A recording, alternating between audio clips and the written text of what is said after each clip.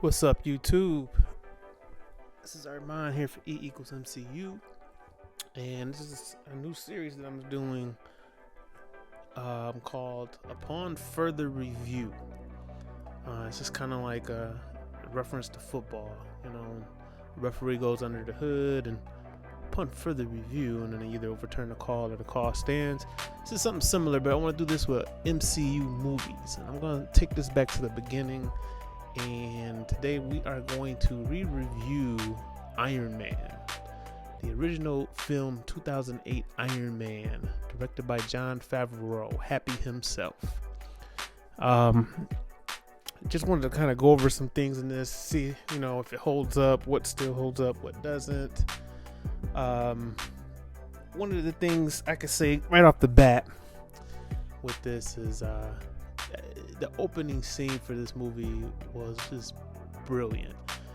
It's kind of a flash forward, and then they kind of retell it in the narrative of the story. But when he's in the Humvee with the Marines, and they're just kind of chatting it up, and I mean it's a great character development that Favreau does. With setting up who Tony Stark is, what he's about. It really lays the groundwork in a very interesting way that's going to kick off his story. So that part of it is brilliant. Rhodey being with him and everything, and having that being played by Terrence Howard is interesting, because Terrence Howard played Rhodey a lot different than the current actor does. The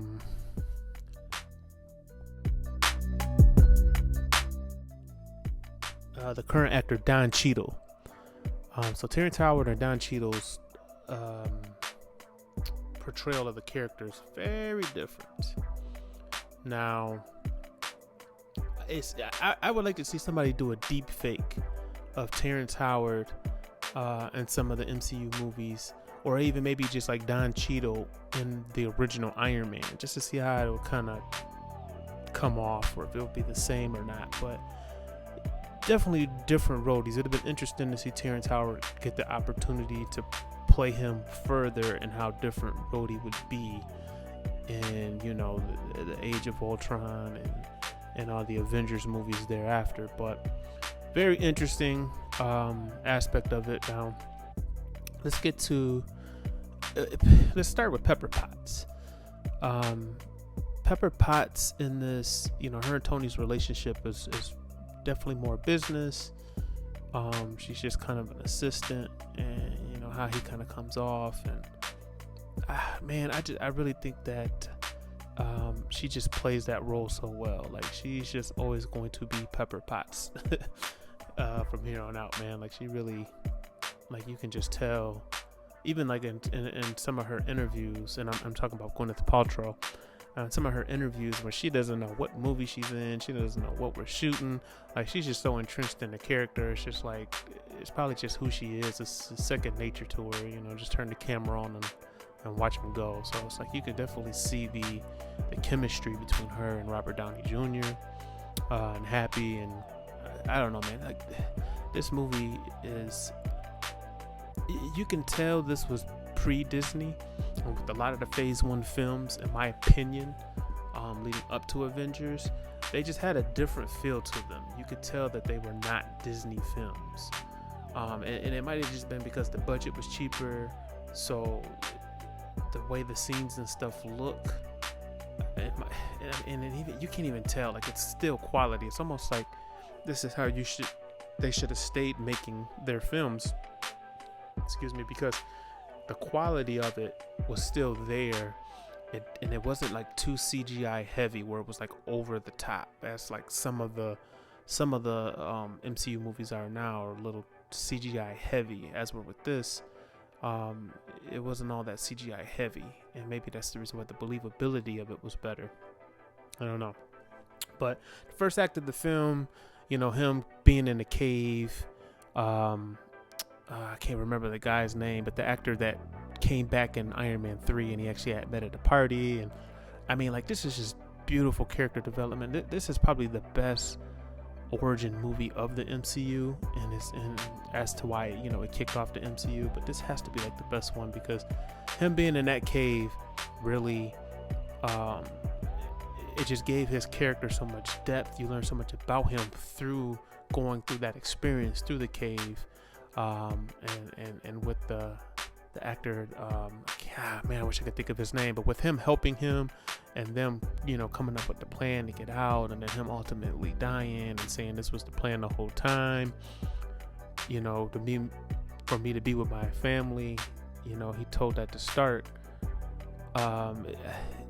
When they have that moment, you know, when he sees that he's shot and he risked his life to go out and, you know, buy him time, it's like he always knew that he wasn't gonna get out of that cave. But Stark, you know, I think that was kind of the seeds of him being a hero, and I think he learned something valuable. You could kind of tell in RDJ's acting, you know, when that information is relayed to him, just how it affected him. So,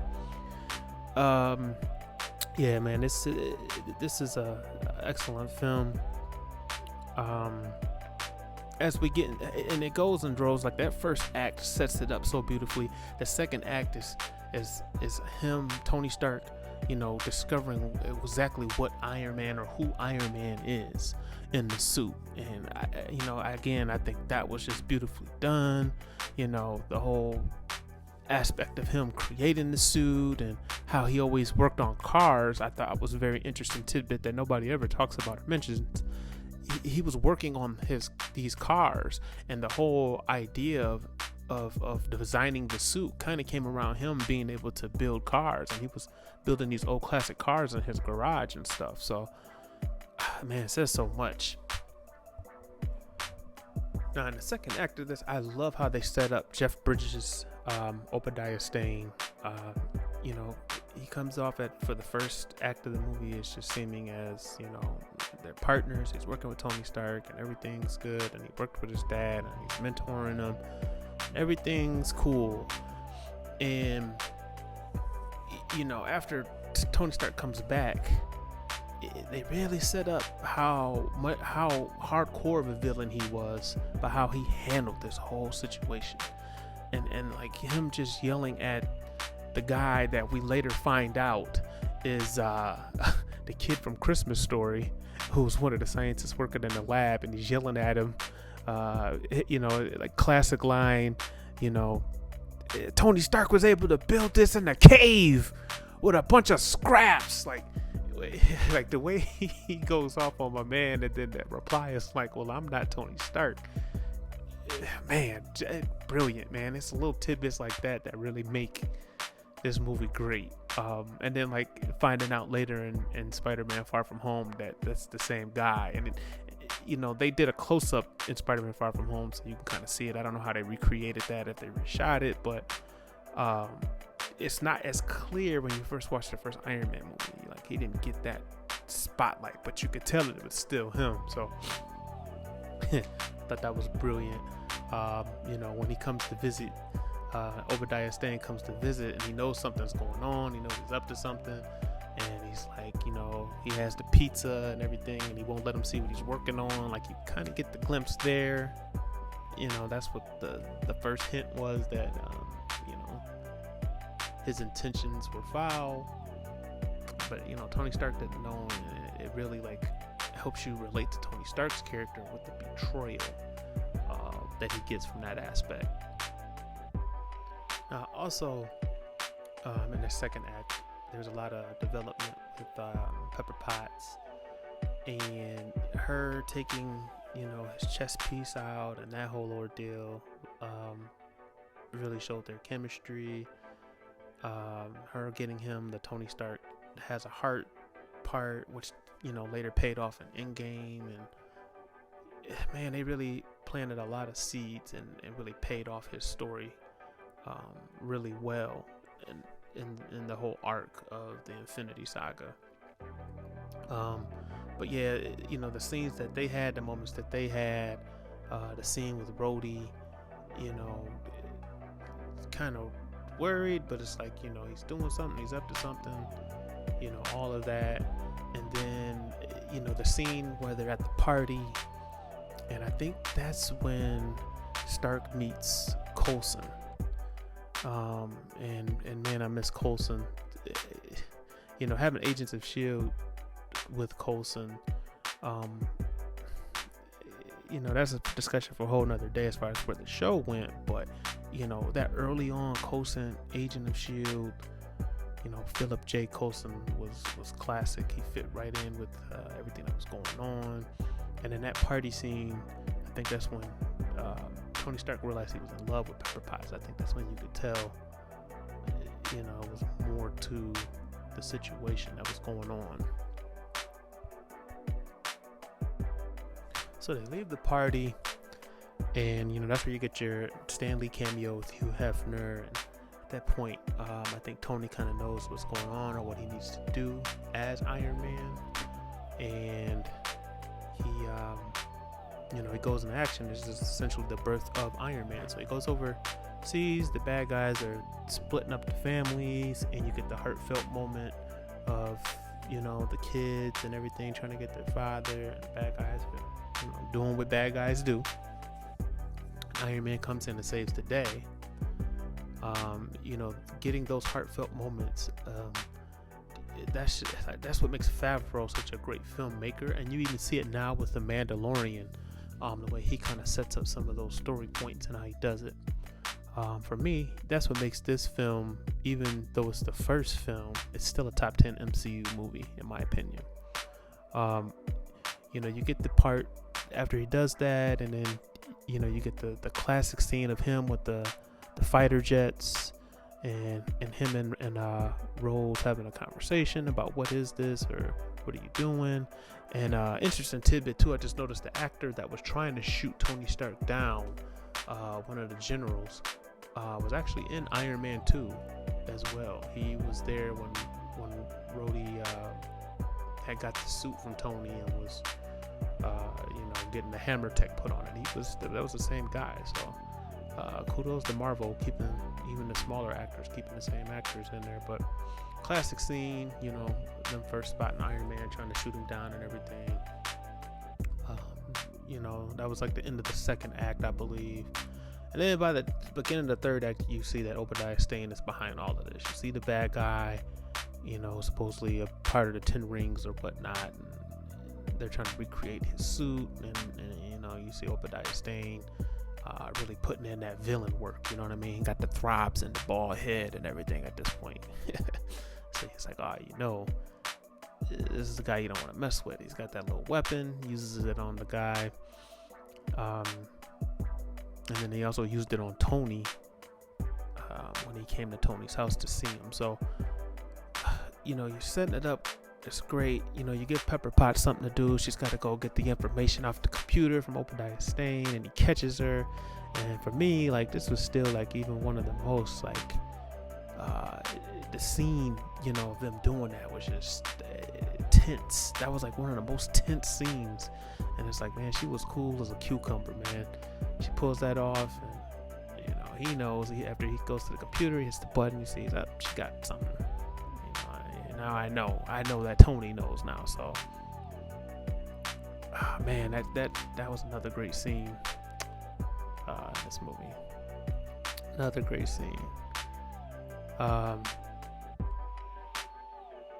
So yeah, he comes, he gets the arc reactor. He's gonna get his own suit. So now you got the Marvel formula of hero against villain, who's pretty much the same or similar. They pretty much did that throughout with the Iron Man movies. Yeah, you get the classic scene, the classic fight at the end, where they're fighting in the parking lot or the parking ramp. And yeah, man, especially just knowing how all of the story ends, this is good stuff. It's classic. One thing, I did want to point out too, you got the Roxon Easter egg, and as part of the film as well. And I think that payoff is coming down down the pike.